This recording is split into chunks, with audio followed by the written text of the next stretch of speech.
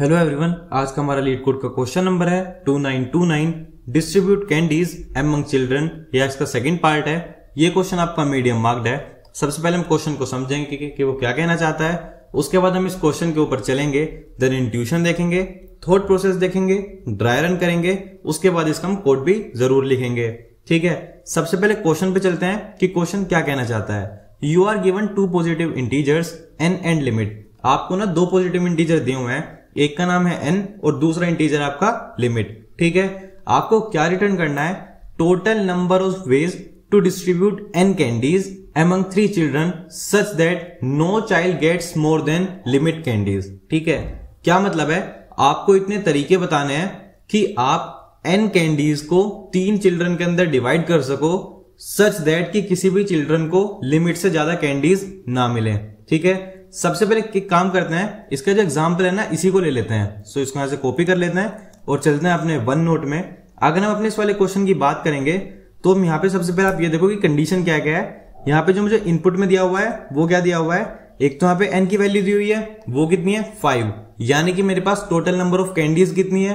5 है। ठीक है, नो प्रॉब्लम। लिमिट कितनी है? 2 है। ठीक है, नो प्रॉब्लम। अब सबसे पहले हम बात करते हैं इसको हम सोल्व कैसे करेंगे। ठीक है, अगर आप एक चीज को नॉर्मल भी सोचोगे, सबसे पहले इसका एक ब्रूट फोर्स सॉल्यूशन तैयार कर लेते हैं। ठीक है, ये आपका चिल्ड्रन नंबर 1 है, ये आपका चिल्ड्रन नंबर 2 है और ये आपका ना चिल्ड्रन नंबर 3 है। आपके तीनों चिल्ड्रन आ चुके हैं। अब आप ये सोचो आप कैसे ट्राई करोगे।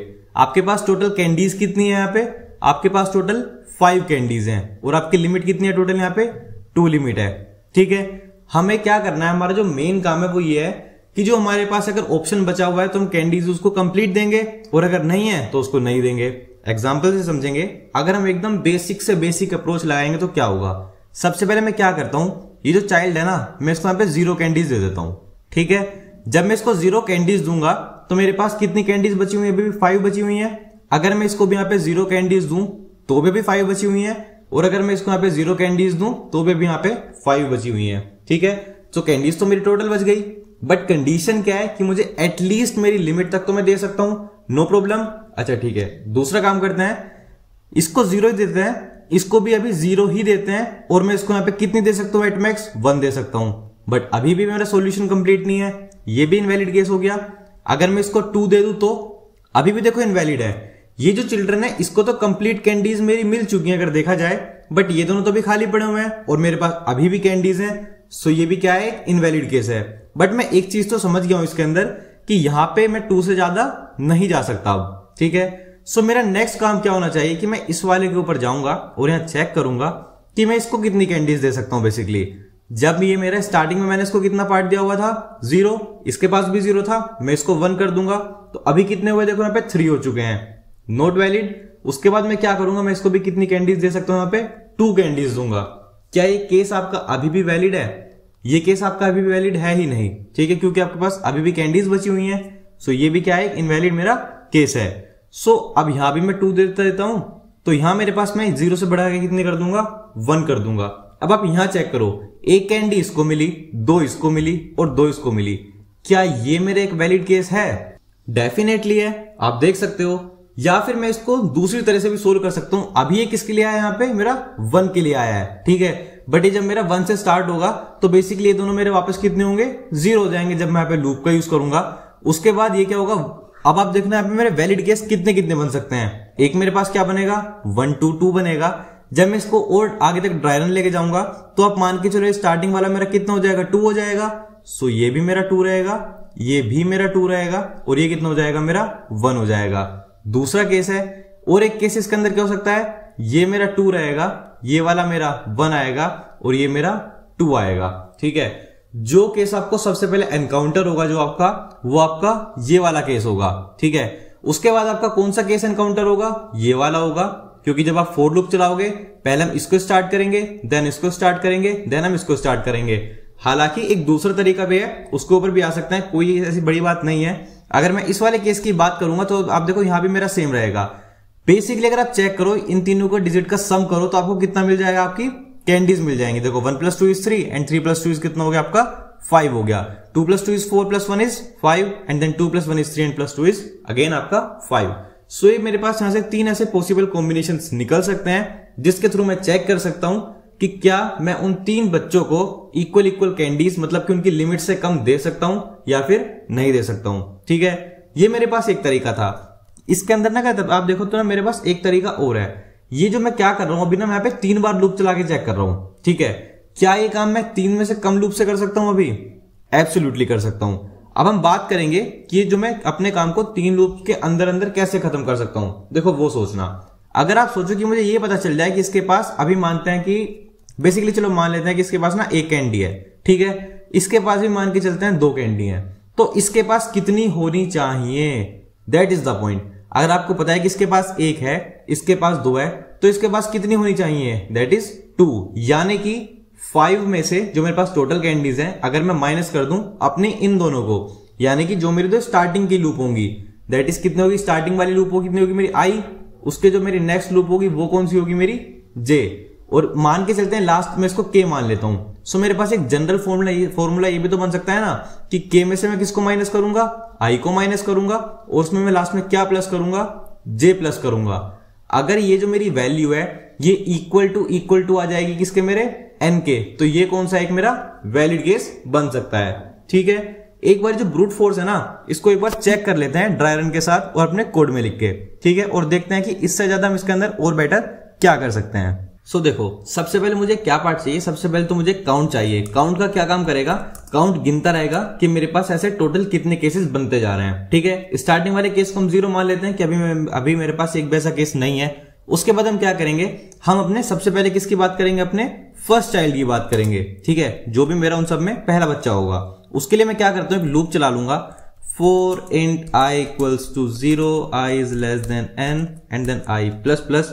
ये वाली मेरी कंडीशन रहेगी मेरे फर्स्ट चाइल्ड के लिए। उसके बाद कौन आएगा? मेरा नेक्स्ट चाइल्ड आएगा। उसके लिए क्या कर लेते हैं? और यहाँ पे लेस देन एन नहीं चलेगा, हम लिमिट पे चेक कर रहे हैं, है ना? तो यहाँ पे क्या होगा? Less than equal to limit, क्योंकि हम लिमिट के इक्वल टू तो दे सकते हैं ना उसको, चाइल्ड को, जो भी कैंडीज होंगी। नेक्स्ट वाले के लिए लिख लेते हैं, सो उसको ले लेते हैं अपना j, int j equals to 0, j is less than equal to limit, and then last में क्या जाएगा? मेरा j प्लस प्लस होता रहेगा। ये किसके लिए हुआ? मेरे सेकंड वाले चाइल्ड के लिए हुआ। अब मेरा कौन बचा लास्ट में? थर्ड वाला चाइल्ड बचा।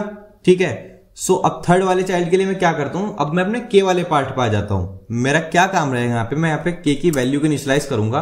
अब देखो, आई जो है वो मेरे इसके पास चली गई कैंडीज, जे कैंडीज इसके पास चली गई, तो बेसिकली के वाला जो मेरा चाइल्ड है उसके पास कितनी कैंडीज होनी चाहिए?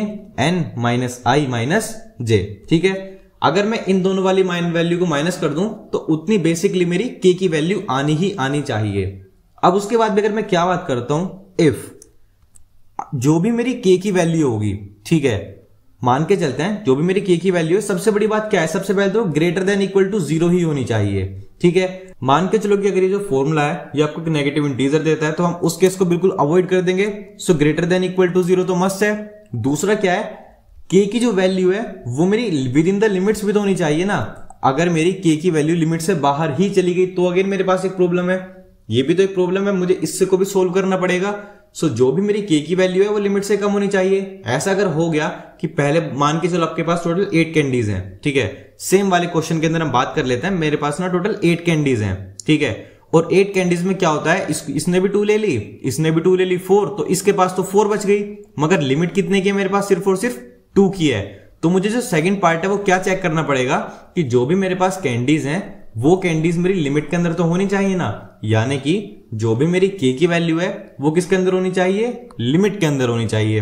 अगर ये दोनों कंडीशन एकदम सेटिस्फाइड है तो इस केस में जो भी मेरी काउंट की वैल्यू है वो क्या हो जाएगी? मेरी इंक्रीज हो जाएगी, और फाइनल में क्या कराऊंगा? लास्ट में अपनी काउंट की वैल्यू यहां पे रिटर्न करा दूंगा। ठीक है, चेक कर लेते हैं इसको एक बार। आप देख सकते हो जो मेरे सारे टेस्ट केसेस हैं वो पास हो चुके हैं। एक बार अब हम इसको सबमिट करके भी चेक कर लेते हैं।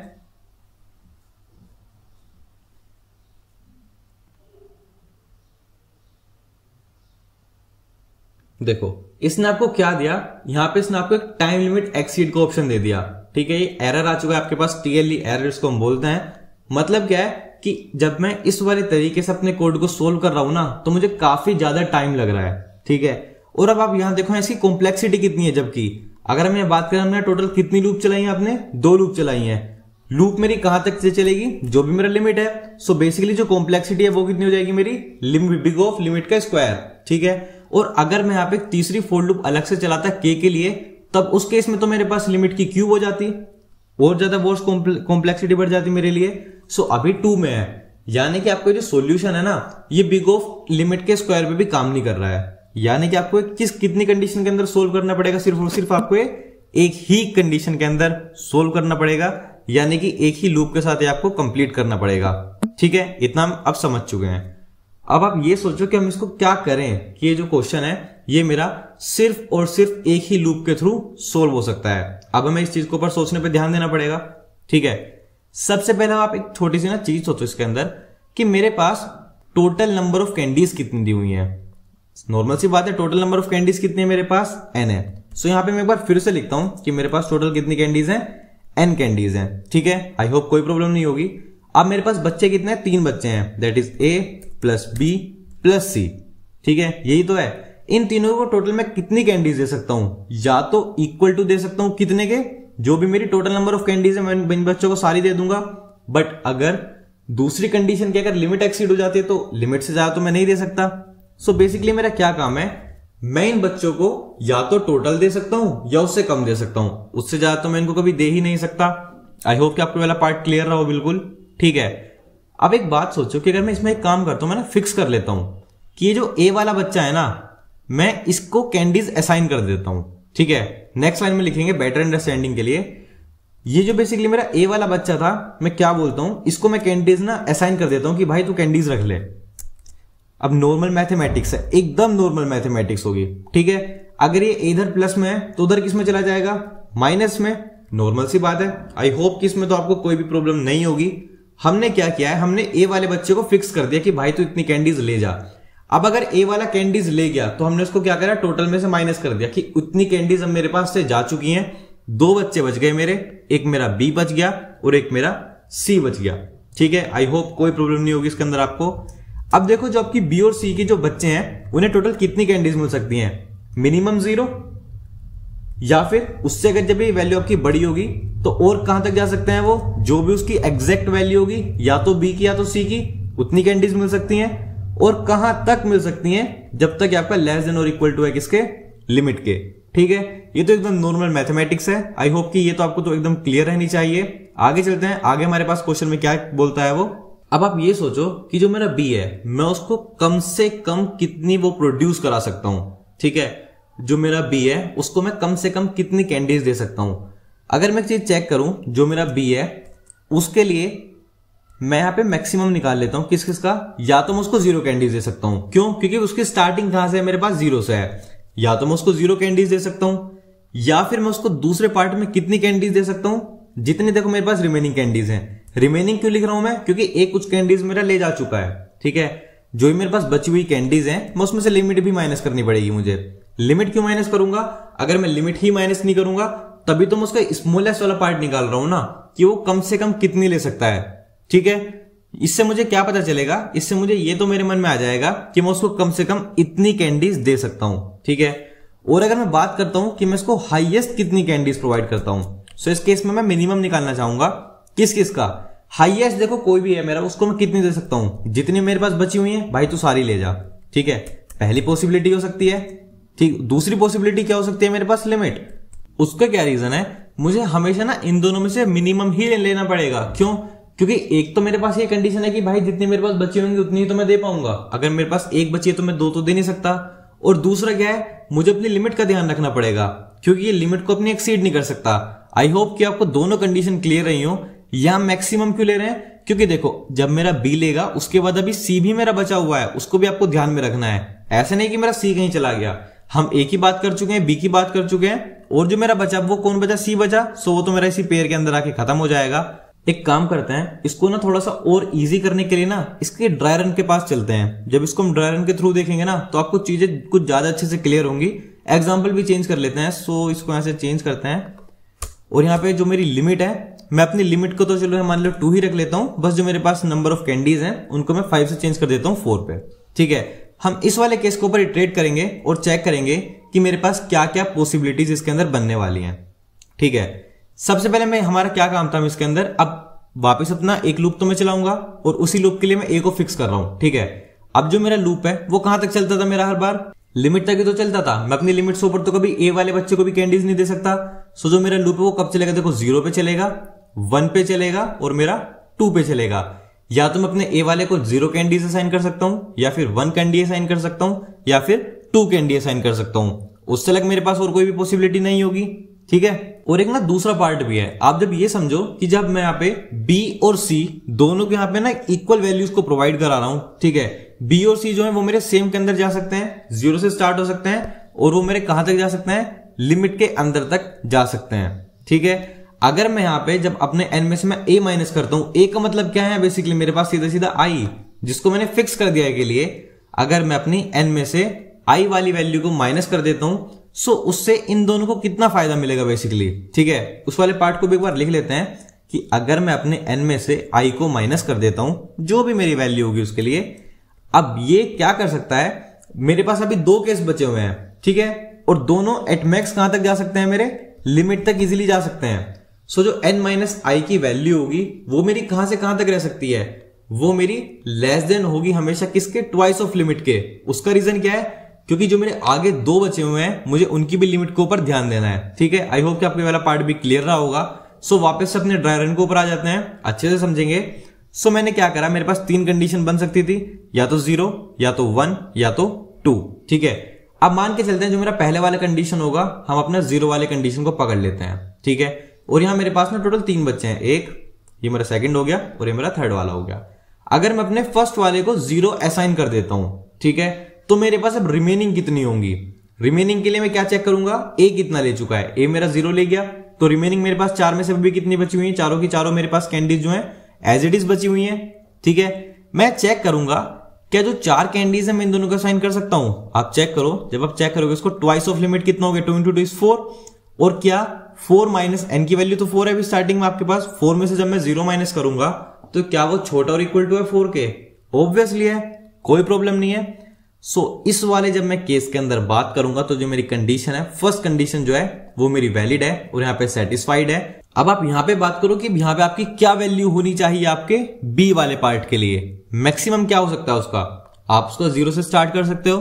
और दूसरा हम क्या बात कर रहे हैं, बची हुई कितनी है, उसमें से हम लिमिट माइनस कर सकते हैं। बची कितनी मेरे पास 4 में से लिमिट चली गई यानी कि 4 - 2, तो आपको मिनिमम मैक्सिमम कितना मिलेगा 0 और 2 का, दैट इज अगेन आपको कितना मिलने वाला है, 2 मिलने वाला है। सो आपको ये तो पता चल गया कि इसको मैक्सिमम 2 कैंडीज हम दे सकते हैं।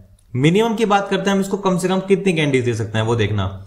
मिनिमम वाले केस में रिमेनिंग कितनी है, 4 है, लिमिट कितनी है, 2 है आपके पास। सो अगर मैं अपने मिनिमम वाले केस की बात करूं तो मिनिमम भी मैं इसको कितनी दे सकता हूं, 2 ही दे सकता हूं। ये तो मेरे पास फिक्स हो गया, चाहे तो मैं इसको मिनिमम देख लो या तो आप इसको मैक्सिमम देख लो। मेरे पास दोनों केस में क्या वैल्यू आई है, सिर्फ और सिर्फ एक ही वैल्यू आई है, दैट इज 2। मैं इसको मिनिमम भी 2 दे सकता हूं, मैक्सिमम भी 2 दे सकता हूं। सो ये एक वैलिड केस है, तो इस वजह से मैं इसको किसके अंदर ऐड कर दूंगा, अपने रिजल्ट के अंदर। यहां पे मैं 1 ऐड करना चाहूंगा कि मुझे यहां पे इसके लिए एक आंसर मिल चुका है। ठीक है, अब एक काम करते हैं, 0 वाला पार्ट हो गया। अब जो मेरी आई की वैल्यू है इसको यहां पे 0 से चेंज करके किससे सेट कर देते हैं, 1 से अपडेट करते हैं। ठीक है, अब जब मैं इसको 1 से अपडेट करूंगा तो हम आगे चलते हैं। अब आप ये देखो मेरे पास रिमेनिंग कैंडीज दोबारा कितनी बचेंगी, टोटल कितनी थी मेरे पास 4, एक चली गई, तो आपके पास अभी कितनी कैंडीज बची हुई है, यहाँ पे 3 कैंडीज आपके पास बची हुई हैं। हम उसके बाद फिर से अपनी इस वाली कंडीशन को चेक करेंगे, टोटल 4 है, 4 में से आई दैट इज 1 यानी कि 3 बची हुई है आपके पास। क्या जो 3 है वो लेस देन इक्वल टू है 4 के है, यानी कि कंडीशन आपकी क्या है, अगेन सेटिस्फाई हो चुकी है।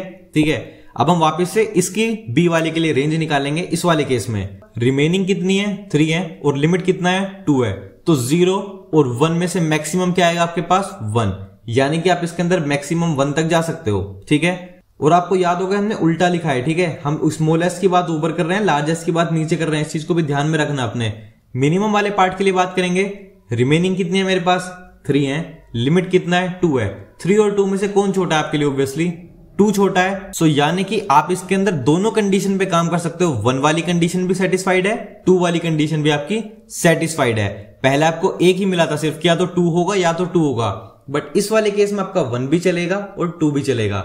सो टोटल आपके पास रिजल्ट के अंदर कितने केस और ऐड हो चुके हैं, 2 केसेस आपके और ऐड हो चुके हैं। 2 कंडीशन हो गई, थर्ड वाली कंडीशन की बात करते हैं। ठीक है, ये जो मेरे यहाँ पे 2 वाला पार्ट दिया हुआ है, जब मैं इसको 1 से भी चेंज करूंगा और इसको मैं क्या वैल्यू सेंड करूंगा 2।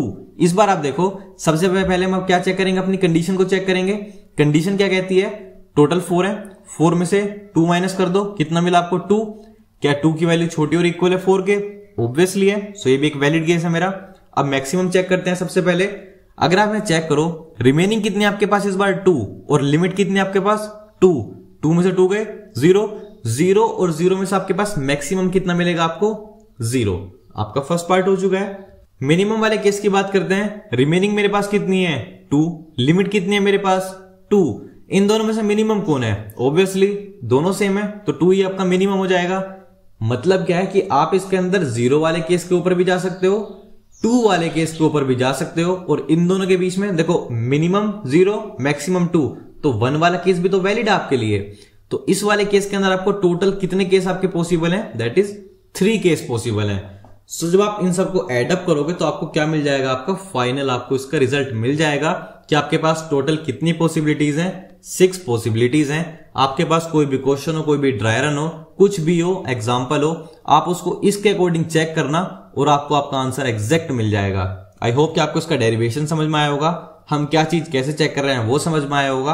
अब हम इस पूरी कंडीशन को अपनी एक लूप के अंदर खत्म करते हैं। ठीक है, सो अपने उस एक लूप के लिए यहाँ पे कोड लिखने के लिए हम चलेंगे। सो यस, हम अपने फिलहाल कोडिंग वाले पार्ट के ऊपर आ चुके हैं। सो सबसे पहले यहाँ पे लॉन्ग ले लेते हैं, लॉन्ग रिजल्ट। उसको हम स्टार्टिंग में क्या डिक्लेयर कर लेते हैं, अपना 0 डिक्लेयर कर लेते हैं कि स्टार्टिंग में मेरे पास रिजल्ट के अंदर कुछ भी नहीं है।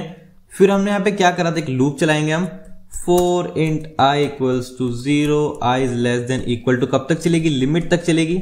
हम a को ही फिक्स कर रहे हैं हर बार, बस i प्लस प्लस। उसके बाद हम यहाँ पे क्या चेक करेंगे, इफ क्या चेक कर रहे थे हम, जो मेरा n है अगर मैं उसमें से i माइनस कर दूं, यानी कि जो रिमेनिंग कैंडीज हैं वो लेस देन इक्वल टू किसके होनी चाहिए थी मेरी, ट्वाइस ऑफ किसके, लिमिट के। ठीक है, हम ये कंडीशन चेक कर रहे थे, ये आपको याद होगा। अगर मेरी ये वाली कंडीशन जो है वो फॉलो अप हो जाती है तो इस केस में मैं क्या करूंगा, जो भी मेरा रिजल्ट है मैं उसके अंदर क्या ऐड कर रहा था, सबसे पहले तो मैं मिनिमम चेक कर रहा था। मिनिमम में किस किस का ले रहा था, जो मेरे पास रिमेनिंग कैंडीज है उनका, और उसके साथ में किसका ले रहा था, अपनी लिमिट का। ये में क्या था, मेरा फर्स्ट पार्ट था। और हम सेकंड पार्ट में क्या कर रहे थे, इस यहां से कहां तक जा रहा था, मेरा मैक्सिमम तक जाएगा। सो मैक्सिमम के अंदर हम क्या चेक कर रहे थे, मैक्सिमम के अंदर आई थिंक मेरे पास स्टार्टिंग में 0 था, और नेक्स्ट वाला पार्ट एक बार दोबारा हम चेक कर लेते हैं। सो मैक्सिमम में था 0 था और मेरे पास था रिमेनिंग माइनस लिमिट। ठीक है, नेक्स्ट पार्ट जाते हैं कि मैक्सिमम मेरे पास 0 है, रिमेनिंग कितनी होगी मेरे पास n माइनस आई, और लिमिट कितनी होगी उसके बाद मेरे पास माइनस लिमिट। ठीक है, आई होप कि आपको ये पूरा पार्ट क्लियर रहा होगा। अब एक चीज और रह गई इसके अंदर लास्ट, कि आपने यहां देखा होगा कि हम इसको माइनस कर रहे हैं। उसका रीजन क्या है, उसके लिए एक बार दोबारा ड्राइवर के ऊपर चलते हैं। सो अब यहां पे देखो, मुझे ना हर बार वैल्यू मिल रही थी। जब मैं 2 में से 2 माइनस करूंगा तो मुझे कितना मिला 0, बट मेरे पास तो एक वैलिड केस है। जब मैं 2 में से 1 माइनस करा तो कितना मिलेगा 1, बट मेरे पास तो 2 वैलिड केसेस हैं। जब मैं 2 में से 0 माइनस करूंगा तो क्या मिलेगा मुझे 2, बट मेरे पास तो 3 वैलिड केसेस हैं। यानी कि अगर मैं इन दोनों को माइनस करता हूं तो मेरे को एक अभी भी एक्स्ट्रा केस मिलता है। ठीक है, सो उस एक्स्ट्रा केस की वजह से मुझे क्या करना पड़ेगा, इसके अंदर ना +1 और करना पड़ेगा अलग से। सो उसके लिए इसको ब्लॉक में ले लेते हैं, और लास्ट में क्या करते हैं, इसी के अंदर ना +1 कर देंगे, जिससे कि मुझे मेरा करेक्ट आंसर मिलता रहे। और बस, और लास्ट में मैं यहाँ पे क्या रिटर्न करा लूंगा, इस बार अपना रिजल्ट की वैल्यू जो भी होगी रिटर्न करा लूंगा। चेक करते हैं अब इसको एक बार।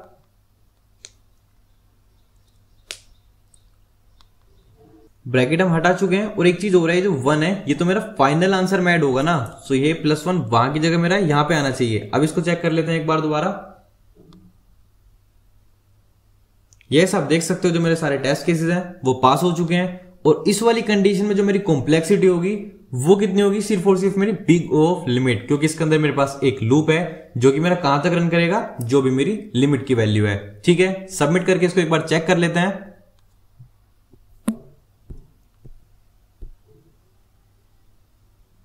ओके,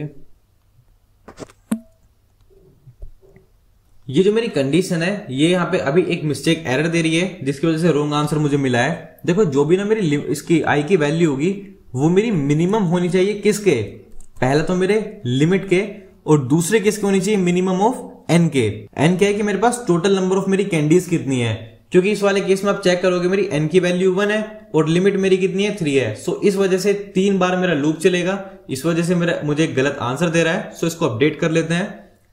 आपको ना सबसे बड़ा एडवांटेज यही मिलता है, जब आप खुद से कोड करोगे तो आपको ये पता चलता है कि आपका यहाँ पे आंसर आया है, आप उसके बाद आंसर चेक करोगे, उसके बाद आप ये समझोगे कि आपका क्या कोड में एरर है। ठीक है, अब दोबारा चेक करते हैं एक बार इसको।